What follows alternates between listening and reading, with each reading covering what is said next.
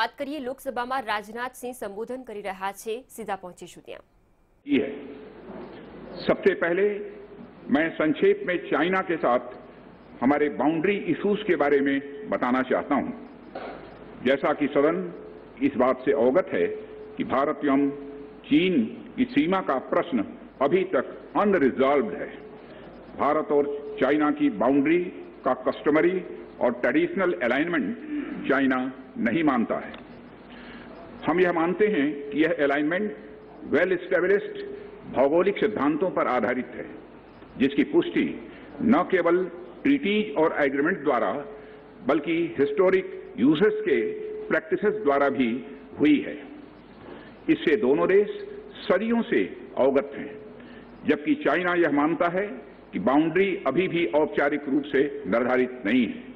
साथ ही चाइना यह भी मानता है कि हिस्टोरिकल ज्यूरिडिक्शन के आधार पर जो ट्रेडिशनल कस्टमरी लाइन है, उसके बारे में दोनों देशों की एक अलग अलग व्याख्या है।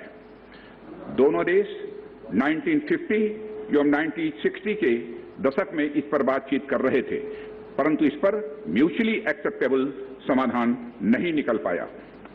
जैसा कि यह सदन अच्छी तरह अवगत है कि चाइना भारत की लगभग 38,000 स्क्वायर किलोमीटर भूमि का अनधिकृत कब्जा लद्दाख में किए हुए है। इसके अलावा 1963 में एक तथाकथित बाउंड्री एग्रीमेंट के तहत पाकिस्तान ने पीओके की 5,180 स्क्वायर किलोमीटर भारतीय जमीन अवैध रूप से चाइना को सौंप दी है। चाइना अरुणाचल प्रदेश की सीमा से लगे हुए लगभग 90,000 स्क्वायर किलोमीटर भारतीय क्षेत्र को भी अपना बताता है। अध्यक्ष महोदय, भारत तथा चाइना दोनों ने औपचारिक तौर पर यह माना है कि सीमा का प्रश्न एक जटिल मुद्दा है, जिसके समाधान के लिए पेशेंस की आवश्यकता है तथा इस इशू का फेयर, रीजनेबल और म्यूचुअली एक्सेप्टेबल समाधान शांतिपूर्ण बातचीत के द्वारा निकाला जाना चाहिए। अंतरिम रूप से दोनों पक्षों ने यह मान लिया है कि सीमा पर पीस और ट्रैंक्विलिटी बहाल रखना बाइलेटरल रिलेशंस को बढ़ाने के लिए यह अत्यंत आवश्यक है। मैं यह भी बताना चाहता हूं कि अभी तक इंडिया चाइना के बॉर्डर एरियाज में commonly delineated line of actual control नहीं है और एलएसी को लेकर दोनों का परसेप्शन अलग अलग है। इसलिए पीस और ट्रैंक्विलिटी बहाल रखने के लिए दोनों देशों के बीच कई तरह के एग्रीमेंट्स और प्रोटोकॉल्स भी हैं। इन समझौतों के तहत दोनों देशों ने यह माना है कि एलएसी पर पीस और ट्रैंक्विलिटी बहाल रखी जाएगी, जिस पर एलएसी की अपनी अपनी रेस्पेक्टिव पोजीशंस और बाउंड्री क्वेश्चन का कोई असर नहीं माना जाएगा। इस आधार पर वर्ष 1988 के बाद से दोनों देशों के बाइलेटरल रिलेशंस में काफी विकास हुआ था। भारत का मानना है कि बाइलेटरल रिलेशंस को विकसित किया जा सकता है तथा साथ ही साथ बाउंड्री मुद्दे के समाधान के बारे में भी चर्चा की जा सकती है, परंतु एलएसी पर पीस और ट्रैंक्विलिटी में किसी भी प्रकार की गंभीर स्थिति का बाइलेटरल रिलेशंस पर निश्चित रूप से असर पड़ेगा। अध्यक्ष महोदय, वर्ष 1993 और 1996 के समझौते में इस बात का जिक्र है कि एलएसी के पास दोनों देश अपनी सेनाओं की संख्या कम से कम रखेंगे। समझौते में यह भी है कि जब तक बाउंड्री इश्यूज का पूर्ण समाधान नहीं होता है, तब तक एलएसी को स्ट्रिक्टली रेस्पेक्ट और एडहेर किया जाएगा और उसका उल्लंघन किसी भी सूरत में नहीं किया जाएगा। इन समझौतों में भारत व चाइना एलएसी के क्लैरिफिकेशन द्वारा एक कॉमन अंडरस्टैंडिंग पर पहुंचने के लिए भी कमिटेड हुए थे। इसके आधार पर 1990 से 2003 तक दोनों देशों द्वारा एलएसी पर एक कॉमन अंडरस्टैंडिंग बनाने की कोशिश की गई, लेकिन इसके बाद चाइना ने इस कार्रवाई को आगे बढ़ाने पर सहमति नहीं जताई है। इसके कारण कई जगहों पर चाइना तथा भारत के बीच एलएसी परसेप्शंस में ओवरलैप है। इन क्षेत्रों में तथा बॉर्डर के कुछ अन्य इलाकों में दूसरे समझौतों के आधार पर दोनों की सेनाएं फेस ऑफ आज की स्थिति का समाधान निकालती हैं, जिससे कि शांति कायम हो। इससे पहले कि मैं सदन को वर्तमान स्थिति के बारे में बताऊं, अध्यक्ष महोदय, मैं यह बताना चाहता हूं कि सरकार की विभिन्न इंटेलिजेंस एजेंसीज के बीच कोऑर्डिनेशन का एक इलेबोरेट और टाइम टेस्टेड मैकेनिज्म है, जिसमें सेंट्रल आर्म्ड पुलिस फोर्सेस और तीनों हमारी आर्म्ड फोर्सेस की इंटेलिजेंस एजेंसीज भी शामिल हैं। टेक्निकल और ह्यूमन इंटेलिजेंस को लगातार कोऑर्डिनेटेड तरीके से इकट्ठा किया जाता है तथा आर्म्ड फोर्सेस से उनके डिसीजन मेकिंग के लिए भी शेयर किया जाता है। अध्यक्ष महोदय, अब मैं सदन को इस साल की उत्पन्न परिस्थितियों से अवगत कराना चाहता हूं। अप्रैल माह से ईस्टर्न लद्दाख की सीमा पर चाइना की सेनाओं की संख्या तथा उनके आर्मामेंट्स में काफी वृद्धि देखी गई है। मई महीने के प्रारंभ में चाइना ने गलवान घाटी क्षेत्र में हमारी ट्रूप्स के नॉर्मल ट्रेडिशनल पेट्रोलिंग पैटर्न में व्यवधान शुरू किया, जिसके कारण फेस ऑफ की स्थिति उत्पन्न हुई। ग्राउंड कमांडर्स द्वारा इस समस्या को सुलझाने के लिए विभिन्न समझौतों तथा प्रोटोकॉल के तहत वार्ता की जा रही थी। इसी बीच मई महीने के मध्य में चाइना द्वारा वेस्टर्न सेक्टर में कई स्थानों पर एलएसी पर ट्रांसग्रेशन करने की कोशिश की गई।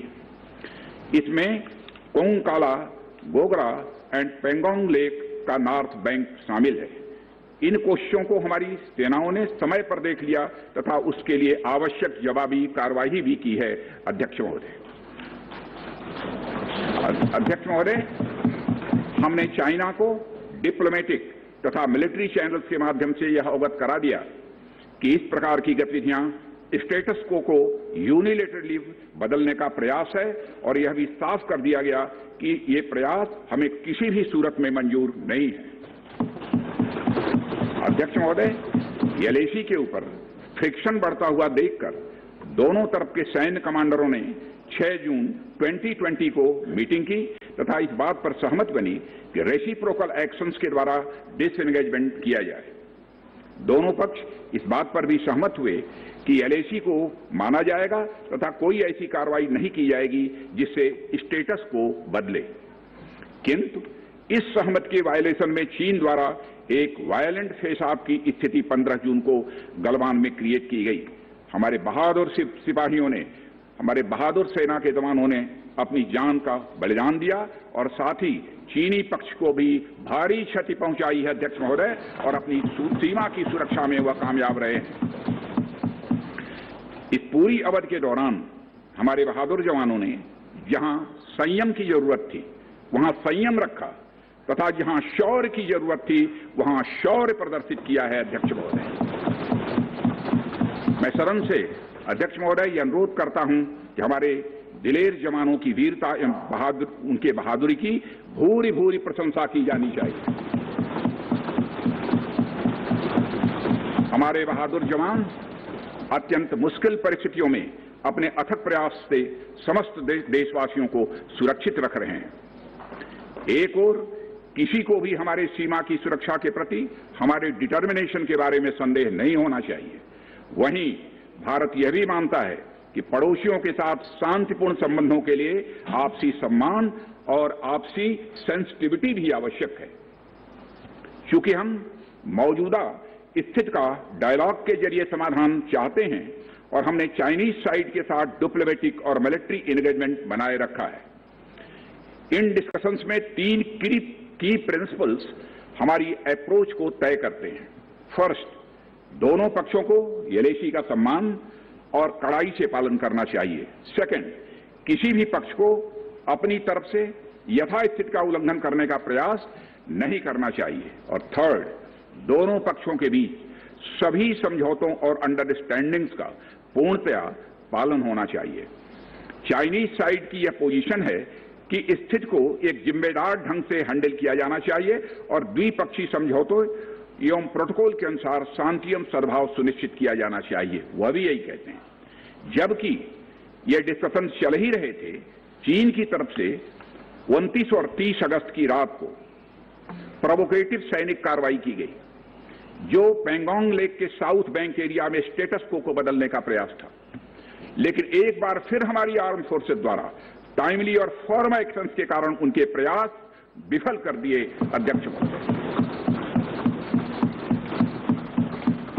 अध्यक्ष महोदय, जैसा कि उपर्युक्त घटनाक्रम से यह स्पष्ट है, चीन की कार्रवाई से हमारे विभिन्न द्विपक्षीय समझौतों के प्रति उसका डिसरिगार्ड पूरी तरह से दिखता है।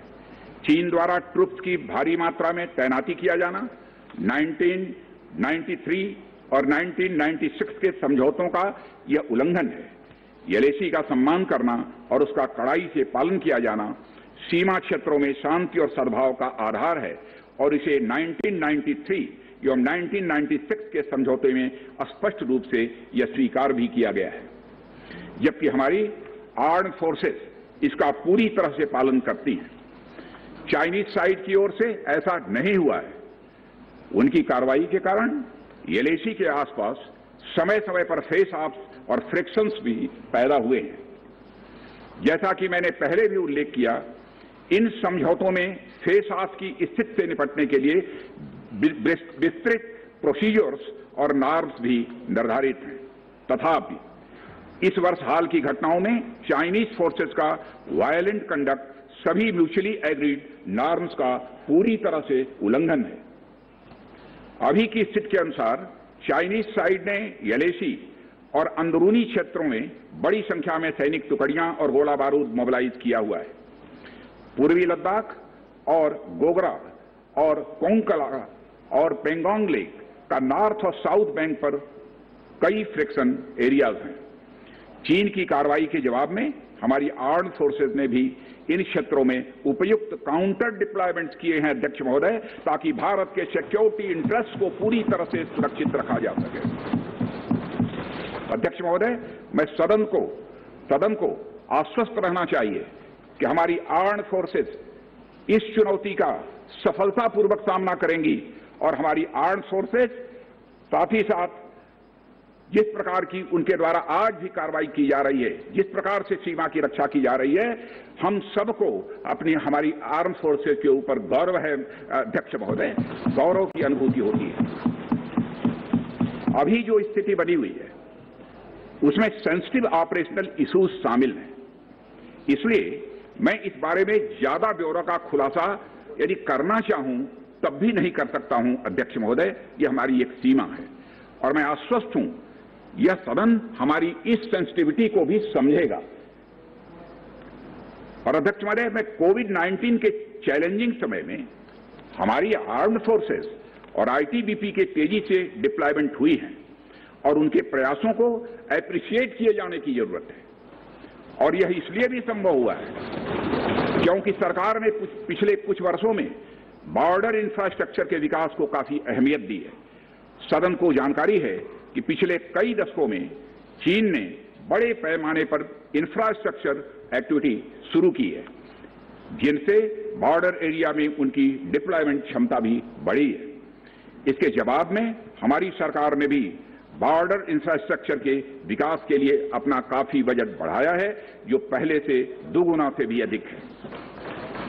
इसके फलस्वरूप बॉर्डर एरियाज में काफी रोड्स और ब्रिजेज भी बने हैं।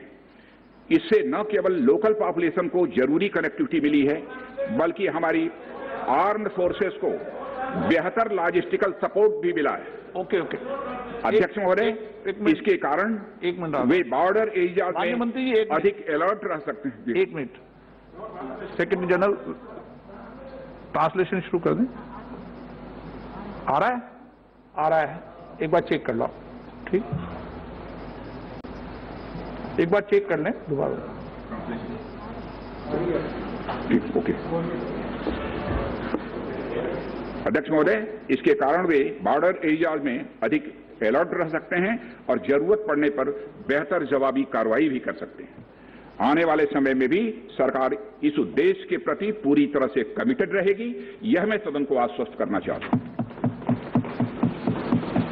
आदरणीय अध्यक्ष महोदय, मैं इस बात पर बल देना चाहूंगा कि भारत हमारे बॉर्डर एरियाज में मौजूदा मुद्दों का हल शांतिपूर्ण बातचीत और कंसल्टेशन के जरिए किए जाने के प्रति कमिटेड है। इस उद्देश्य को पाने के लिए मैं अपने चाइनीज काउंटर पार्ट से 4 सितंबर को मॉस्को में मिला और उनसे हमारी इन डेप्थ डिस्कशन भी हुई। मैंने स्पष्ट तरीके से हमारी चिंताओं को चीनी पक्ष के सामने रखा, जो उनकी बड़ी संख्या में ट्रूप्स की तैनाती और उनका एग्रेसिव बिहेवियर और यूनिलैटरल स्टेटस को बदलने की कोशिश से रिलेटेड था। मैंने यह भी स्पष्ट किया कि हम इस मुद्दे को शांतिपूर्ण ढंग से हल करना चाहते हैं और हम चाहते हैं कि चीनी पक्ष हमारे साथ मिलकर काम करे। वहीं हमने अध्यक्ष महोदय यह भी स्पष्ट कर दिया कि हम भारत की सॉवरेनिटी और टेरिटोरियल इंटीग्रिटी की रक्षा के लिए पूरी तरह से डिटरमिन्ड हैं। इसके बाद मेरे कोलीग विदेश मंत्री श्री जयशंकर जी भी 10 सितंबर को मॉस्को में चाइनीज विदेश मंत्री से मिले। दोनों एक एग्रीमेंट पर पहुंचे कि यदि चाइनीज साइड द्वारा सिंसियरली और फेथफुली एग्रीमेंट को इंप्लीमेंट किया जाता है तो कंप्लीट डिसएंगेजमेंट प्राप्त किया जा सकता है और बॉर्डर एरिया में शांति स्थापित हो सकती है। अध्यक्ष महोदय, जैसा कि सभी सम्मानित सदस्यों को जानकारी है कि बीते समय में भी चीन के साथ हमारे बॉर्डर एरियाज में लंबे स्टैंड ऑफ्स की स्थिति यह कई बार बनी है, जिसका शांतिपूर्ण तरीके से समाधान भी किया गया था। हालांकि इस वर्ष की स्थिति, चाहे वो ट्रूप्स की स्केल ऑफ इन्वॉल्वमेंट हो या फ्रिक्शन पॉइंट्स की संख्या हो, वह पहले से बहुत अलग है। फिर भी हम मौजूदा स्थिति के शांतिपूर्ण समाधान के लिए पूरी तरह से कमिटेड हैं। इसके साथ साथ मैं सदन को आश्वस्त करना चाहता हूं कि हम सभी परिस्थितियों से निपटने के लिए भी तैयार हैं।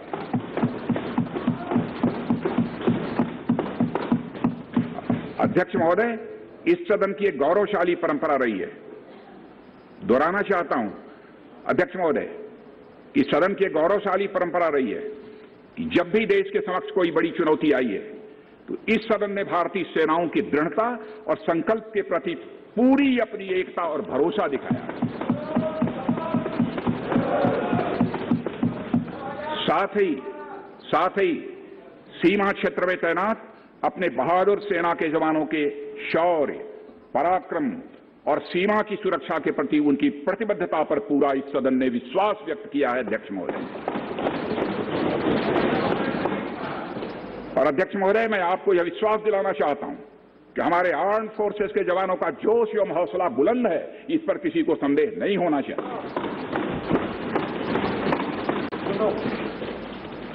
माननीय प्रधानमंत्री जी के बहादुर जवानों के बीच जाने के बाद हमारे कमांडर तथा जवानों में यह संदेश गया है कि देश के 130 करोड़ आदिवासी जवानों के साथ खड़े हैं। उनके लिए बर्फीली ऊंचाइयों के अनुरूप विशेष प्रकार के गर्म कपड़े, उनके रहने का स्पेशलाइज टेंट तथा उनके सभी अस्त्र शस्त्र एवं गोला बारूद की पर्याप्त व्यवस्था की गई है। अध्यक्ष महोदय, हमारे जवानों का यह संकल्प सराहनीय है कि दुर्गम ऊंचाइयों पर जहां ऑक्सीजन की कमी है तथा तापमान 0 से नीचे है, उनके उत्साह में कोई कमी नहीं आती है और वे सियाचिन, कारगिल और आदि ऊंचाइयों पर अपना कर्तव्य इतने वर्षों से लगातार निभाते आ रहे हैं। और अध्यक्ष महोदय, मुझे इस गौरवमयी सदन के साथ यह साझा करने में यह कतई संकोच नहीं है कि लद्दाख में हम एक चुनौती के दौर से गुजर रहे हैं और मैं इस सदन से यह आग्रह करना चाहता हूं कि हमें एक रेजोल्यूशन द्वारा पारित करना चाहिए कि हम अपने वीर जवानों के साथ कदम से कदम मिलाकर खड़े हैं। पूरा सदन अपने वीर जवानों के साथ कदम से कदम मिलाकर खड़ा है, जो कि अपनी जान की, अपनी जिंदगी की बगैर परवाह किए हुए देश की चोटियों की ऊंचाइयों पर विषम परिस्थितियों के बावजूद हमारी भारत माता की वह रक्षा करते हैं। यह समय है जब यह सदन अपने सशस्त्र सेनाओं के साहस और वीरता पर पूर्ण विश्वास जताते हुए उनको यह संदेश भेजे कि यह सदन और सारा देश सशस्त्र सेनाओं के साथ है, जो भारत की संप्रभुता और अखंडता की रक्षा में लगातार जुटे हुए हैं। इन्हीं शब्दों के साथ अध्यक्ष महोदय, मैं अपना निवेदन समाप्त करता हूं। आइटम नंबर 11 महासचिव। લોકસભામાં રક્ષામંત્રી રાજનાથ સિંહ દ્વારા સંબોધન કરવામાં આવ્યું। મહત્વનું છે કે ભારત અને ચીન પર જે અત્યારે સતત તણાવભરી સ્થિતિ છે તેને લઈને રક્ષામંત્રીએ નિવેદન આપ્યું છે। તેમણે કહ્યું છે કે એપ્રિલ મહિનાથી જ ભારત અને ચીનની જે સરહદ છે તે ત્યાં તણાવપૂર્ણ સ્થિતિ જોવા મળી છે।